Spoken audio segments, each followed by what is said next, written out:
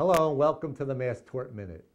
The New York Times reports that Johnson & Johnson's executives decided in 2009 to phase out a hip implant and sell off its inventories for use in patients just weeks after the Food and Drug Administration asked the company in a letter for added safety data about the implant. J&J denies any wrongdoing. A lawsuit has been filed against Ford alleging that the company sold trucks with defective fuel tank linings for a decade, hiding the information from customers. Ford denies any wrongdoing.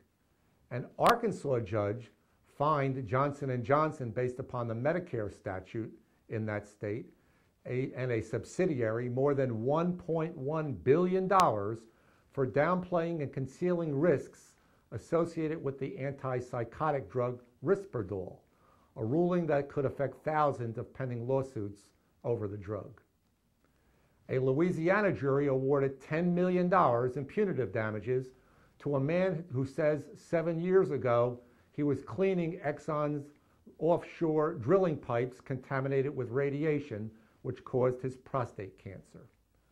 The Illinois Supreme Court upheld the right of a family member to seek compensation for asbestos brought home in a husband's clothing. Congratulations to Simmons Cooper and the Cooney law firms.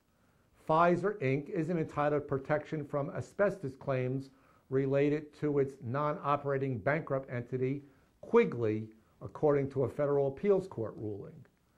And citing the Supreme Court ruling in Mensing, a federal judge dismissed 50 cases involving the generic drug substituted for Darvon and Darvocet. A New Jersey judge, Carol Higbee, denied motions for a new trial filed in a consolidated Accutane case where jurors returned a verdict for one of 3 plaintiffs who claimed they developed inflammatory bowel disease after taking the drug. Judge Higbee upheld a $2 million verdict and also findings of no cause of action asserted by 2 other plaintiffs.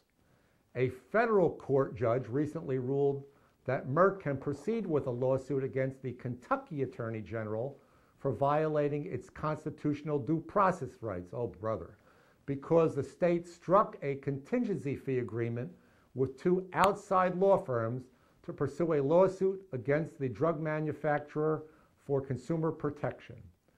And a 3-judge panel in Florida overturned a $79 million tobacco verdict, saying it backed for free trial on damages. Medtronic maker has agreed to pay $85 million to resolve a federal class action lawsuit brought by a group of shareholders in 2008 based upon alleged illegal marketing. And according to people close to the matter, Bayer agreed to pay at least $110 million to settle approximately 500 lawsuits over claims that its oral contraceptives Yasmin and Yaz cause injuries.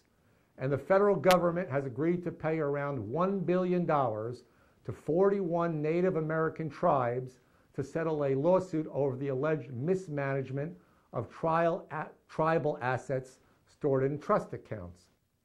And there have been a lot of securities issues this year. The average amount of each accord in securities cases fell by 42% in 2011. 65 cases were resolved last year for a total of $1.4 billion, the fewest settlements and the lowest aggregate dollar value in more than 10 years.